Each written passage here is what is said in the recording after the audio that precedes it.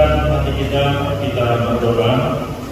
Bapa Surgawi, Bapa yang Maha Baik, kami bersyukur dan berterima kasih kepada Bapa senantiasa karena pemeliharaan, kasih dan kemurahan yang masih meliputi dan menyertai kehidupan kami.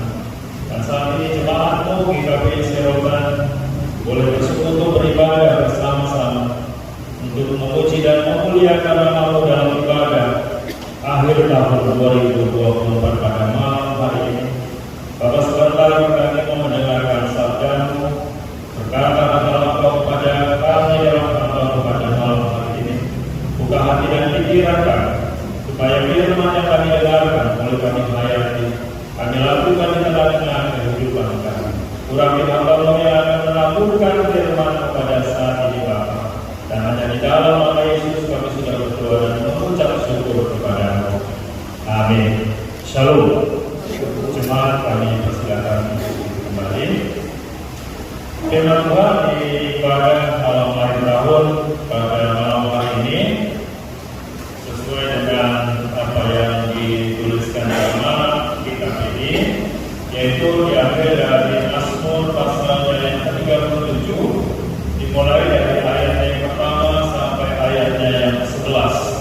Mari kita membacanya secara berganti-gantian, dan ayat 11 nanti kita membacanya bersama-sama. Mazmur 37 ayat 1 sampai ayat 11 kita membaca secara berganti-gantian. Kebahagiaan orang fasik semu. Dari Daud. Jangan marah karena orang yang berbuat jahat. Jangan iri hati kepada orang yang berbuat curang.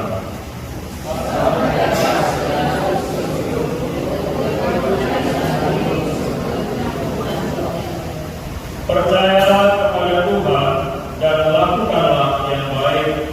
Diamlah di negeri dan berlakulah setia.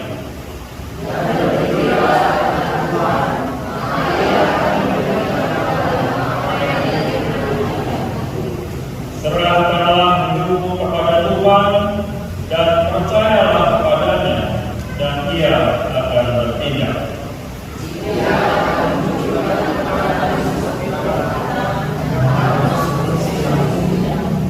Berdiam dirilah di hadapan Tuhan dan nantikanlah Dia. Jangan marah karena orang yang berhasil dalam hidupnya, karena orang yang melakukan tipu daya.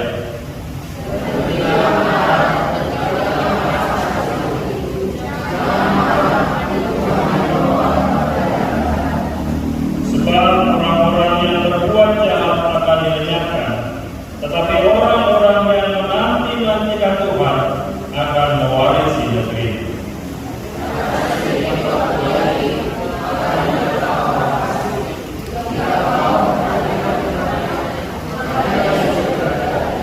Kita bersama, tetapi orang-orang yang rendah hati akan mewarisi negeri dan bergembira karena kesejahteraan yang berlimpah-limpah.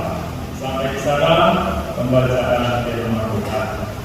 Jadi terpujilah Tuhan, sampai pada saat ini kita masih ada di dalam pemeliharaan dan kasih setianya yang masih meliputi dan menyertai kehidupan kita. Jadi mungkin semakin tahun ya ibadah kita ini ya mungkin semakin banyak lah ke depannya ya. Biasanya ibadah malam akhir tahun seperti ini hanya beberapa keluarga ya. Karena setiap tahun saya nggak pernah pulang kampung, ya. Setelah tahun baru nanti baru pulang kampung, ya. Nah biasanya di atas tanggal 3 tanggal 8 bulan. Tadi itu udah mulai dari perdagangan. Nah sekali-sekali itu di sini malam tahun baru, ya. Jadi nggak bisa tuh, karena ya jemaat harus ditinggal, gitu kan. Setelah selesai tugas pelayanan di gereja, yang barulah saya bisa pulang. Nanti tanggal 4, tanggal 5 itulah. Atau setelah minggu akhir tahun baru. Nah, setelah minggu tahun baru lah baru bisa berkumpul dengan keluarga. Yang katakan ya sekarang kan sudah canggih zaman itu kan. Kalau saya tidak ada di tengah-tengah keluarga pada malam akhir tahun, ya kita bisa video call gitu kan. Nah kita bisa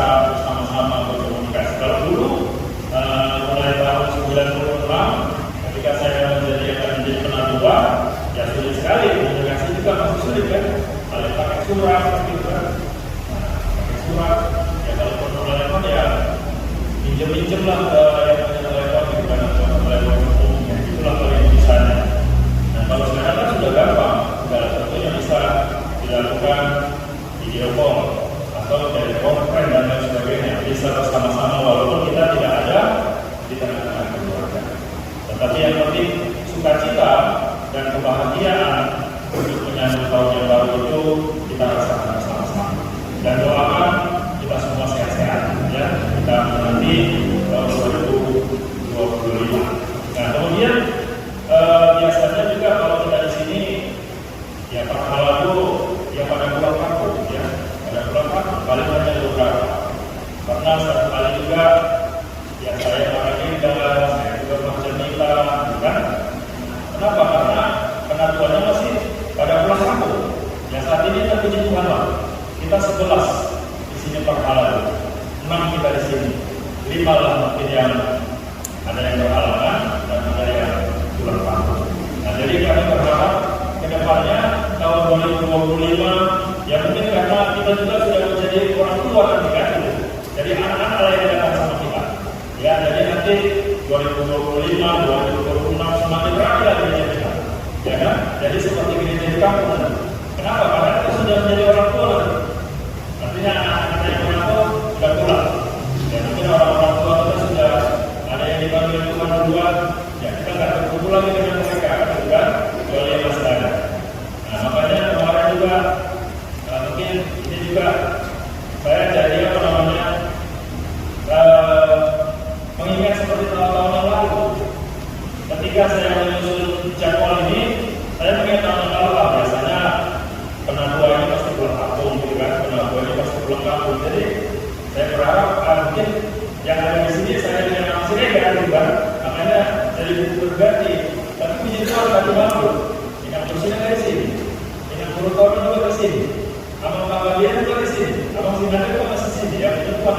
Berarti kita masih torok kita apa-apa lagi. Nah, boleh pulau Kata di pulau Almaida pada malam hari. Jadi terpujilah Tuhan yang sudah menyertai kita. Yang kiranya ke depannya kita semakin baik. Ya apalagi gereja kita juga sudah semakin indah. Ya dikatakan yang Nambur Senaga tadi, ya gereja kita semakin indah. Ya maunya kita juga semakin indah begitu kita ya. Nah, gereja kita sudah bersih, ya hati kita juga sebersih lah. Ya untuk menyambut tahun 2025. Ya gereja kita semakin cantik, ya cantiklah juga hati kita. Ya. Nah, kalau gereja kita juga nantinya sudah semakin bagus, ya semakin bagus ya juga hati kita. Menang-menang gereja yang apa-apa, kan? Nah, tapi kita masih seperti yang lalu, masih seperti yang dulu. Seperti lagi dua, aku masih seperti yang dulu, ya tidak ya? Ya boleh seperti itu ya. Gereja semakin berubah secara fisik, ya. Iman percaya kita, kebersamaan kita, kerukunan kita, kesetiaan kita, ketaatan kita yang semakin bertambah. Ya, terima kasih buat panitia yang sudah berterilah tahunan yang selalu setiap pagi kesini mengontrol anak Sinaga dan juga Ina Bendahara dan tim pembangunan yang sudah berjelilah ya untuk bagaimana menyelesaikan pembangunan gereja ini sehingga gereja ini semakin indah ke depannya, ya. Nah, semakin kita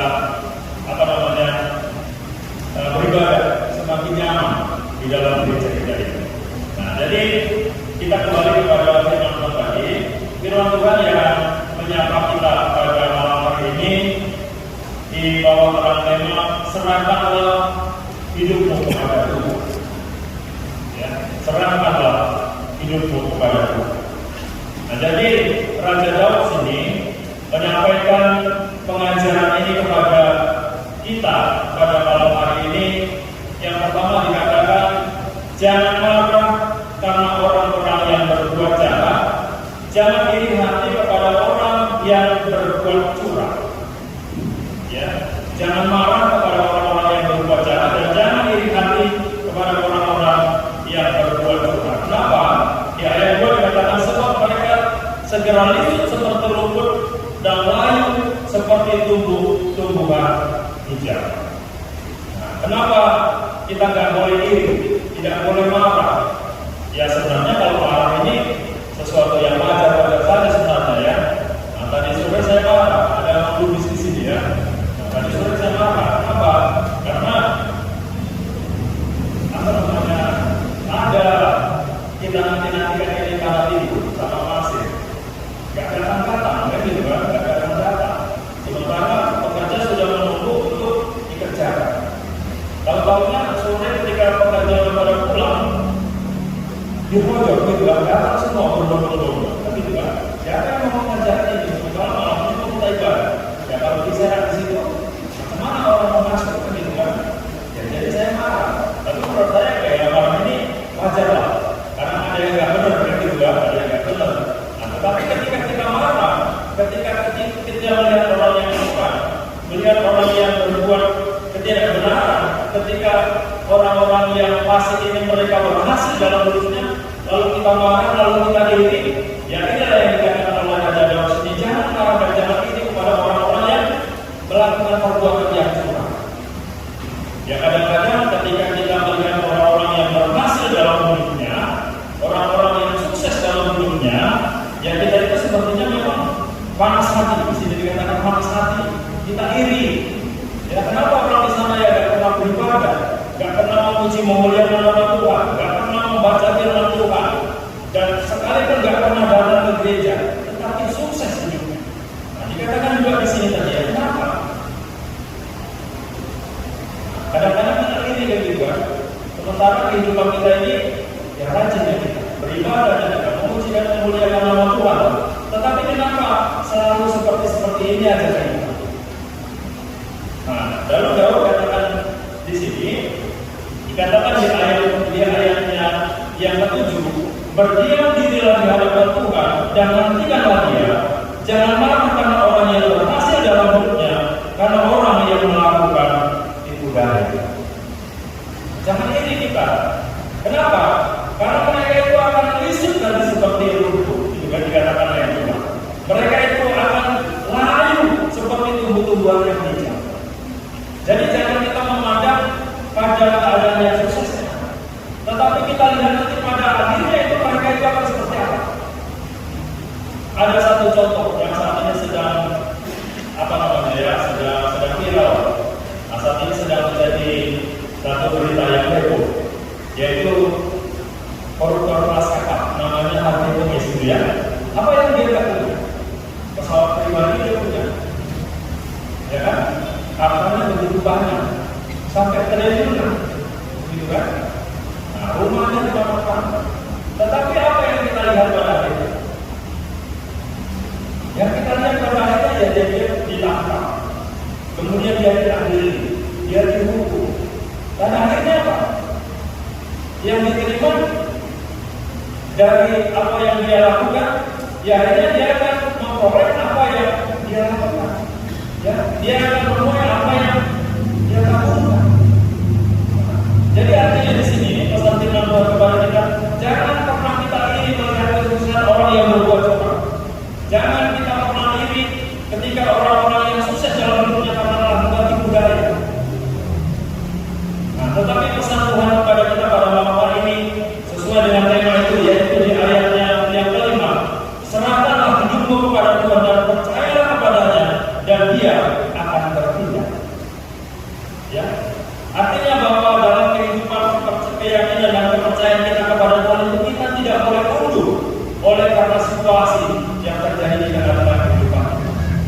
Ya, orang berhasil di sana, memiliki segala sesuatu di dalam kehidupannya, mungkin dengan cara-cara yang curang, mungkin dengan cara-cara yang tidak berkenan di hadapan Tuhan. Nah, itu jangan menjadi acuan buat kita untuk orang itu aja bisa sukses tanpa meletakkan Tuhan dalam kehidupan mereka. Jangan kita lihat kesuksesannya, tetapi bagaimana akhir kehidupan mereka.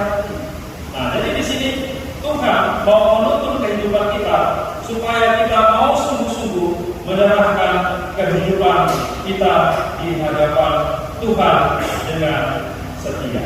Ya, karena orang-orang yang melakukan kecurangan, orang-orang yang melakukan kejahatan, orang-orang yang melakukan tipu daya, mereka itu akan segera lenyap.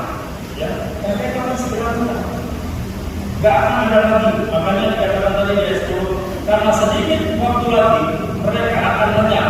Jika engkau memperhatikan tempatnya, maka dia sudah tidak ada lagi. Hanya sementara, kan gitu kan? Tetapi bagi kita orang-orang yang percaya, itu dikatakan ayat 11, tetapi orang-orang yang rendah hati akan mewarisi negeri dan bergembira karena kesejahteraan yang berlimpah-limpah. Ya, kesejahteraan yang berlimpah-limpah. Nah, ini berbicara tentang apa? Ini berbicara tentang masa depan kehidupan kita orang-orang yang percaya. Ya, kalau kita akan mewarisi negeri, nah mewarisi negeri artinya kita akan menjadi bagian dari orang-orang yang akan menerima warisan, yaitu kehidupan yang kekal. Berbicara tentang itu ya, bukan berbicara tentang kehidupan kita yang masih kita ada di dalam dunia ini, tetapi kita akan mewarisi kehidupan yang kekal. Jadi Bapak Ibu yang terkasih, di dalam nama Tuhan kita Yesus Kristus.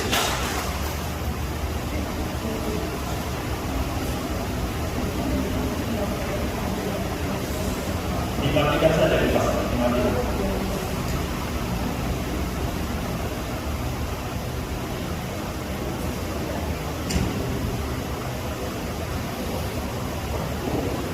Ya, kita kembali kepada firman Tuhan. Jadi kami sama orang tua juga ada diwariskan apa-apa, ya, gak ada diwariskan apa-apa. Karena memang orang tua juga gak punya apa-apa yang mau diwariskan, gitu kan. Tetapi satu hal yang selalu saya ingat, ya ini pernah saya sampaikan, ada satu hal yang selalu saya ingat dari pesan dari orang tua, terlebih mama ya. Mama katakan,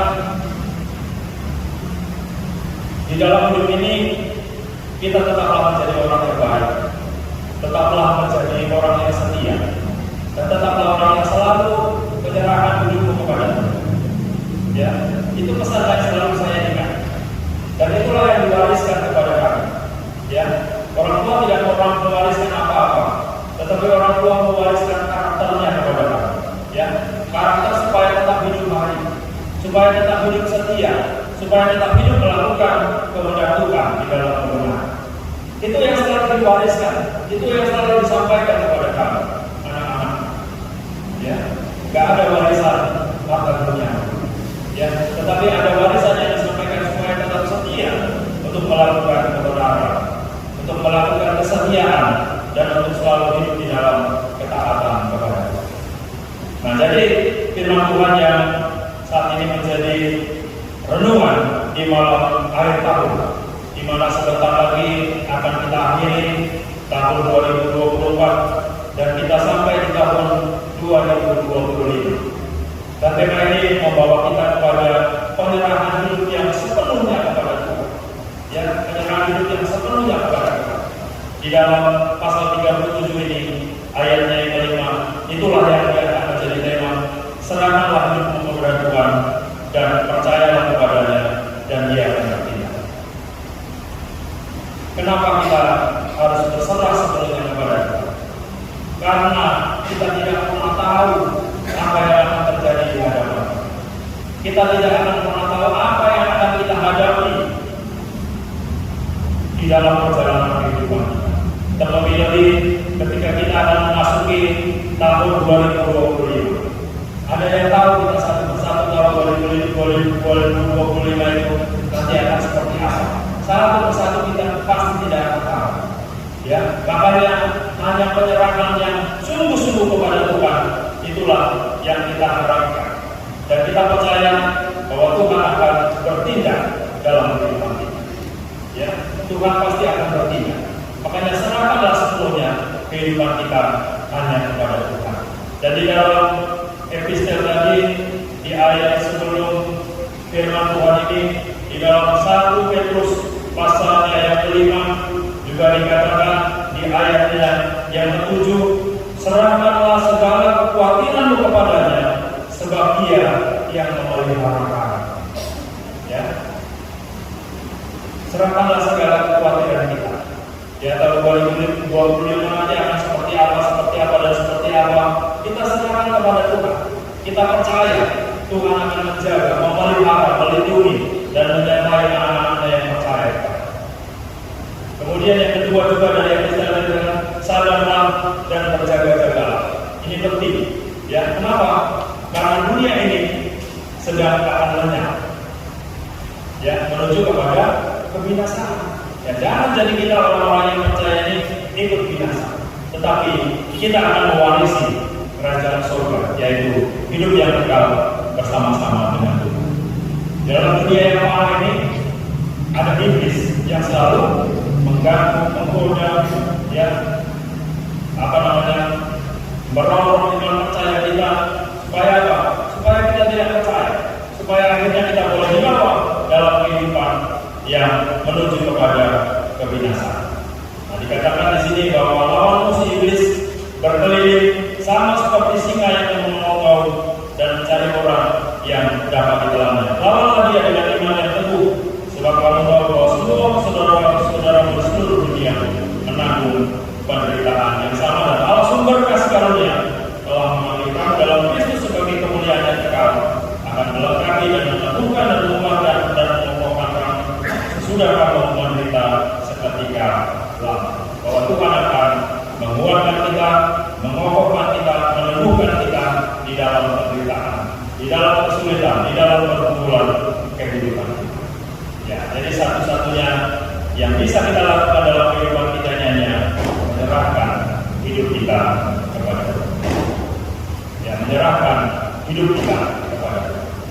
Nah, inilah yang menjadi pesan firman Tuhan buat mengakhiri tahun 2024 ini, menyongsong tahun 2025 di dalam penyertaan Tuhan senantiasa di dalam kehidupan kita. Mari kita berbahagia dan bersuka cita di dalam Tuhan, ya, bukan berbahagia dan bersuka cita di dalam keparahan dan sesuatu yang semu, tetapi mari kita bersuka cita sebagai orang-orang yang bergembira untuk mewarisi kesejahteraan yang berlimpah-limpah di dalam kerajaan yang kekal bersama-sama. Dan inilah kiranya yang menguatkan kita, inilah yang mengawali kita untuk nanti menyongsong tahun 2025 bersama-sama dengan penyertaan Tuhan yang selalu ada di dalam kehidupan kita. Tuhan kiranya menguatkan kita untuk kita dapat melakukan firman ini dalam kehidupan kita. Amin. Mari kita berdoa. Persembahan kita ini, ya Allah, Bapa kami yang ada di surga, kami mengaku dengan setulus hati Engkaulah sumber segala berkat dan karunia di dalam hidup kami. Di sini kami mempersembahkan korban syukur kami kepadamu. Terimalah persembahan umatmu dan berkatilah menjadi awal kesaksian, persekutuan dan pelayanan jemaatmu ini.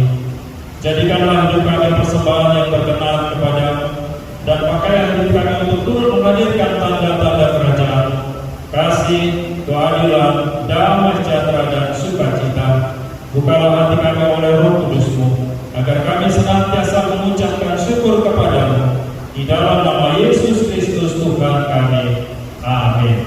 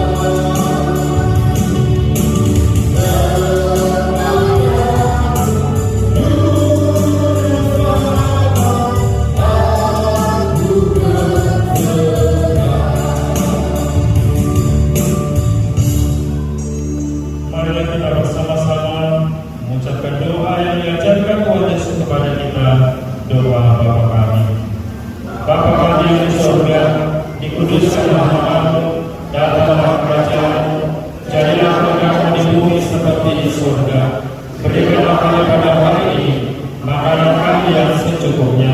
Dan ampunilah kami akan kesalahan kami, seperti kami juga mengampuni orang yang bersalah kepada kami. Dan janganlah membawa kami ke dalam percobaan, tetapi lepaskanlah kami daripada yang jahat. Karena Kau yang punya kerajaan dan kuasa dan kemuliaan sampai selama-lamanya. Amin. Marilah kita pulang bersama damai Tuhan dan kita menerima berkat Tuhan.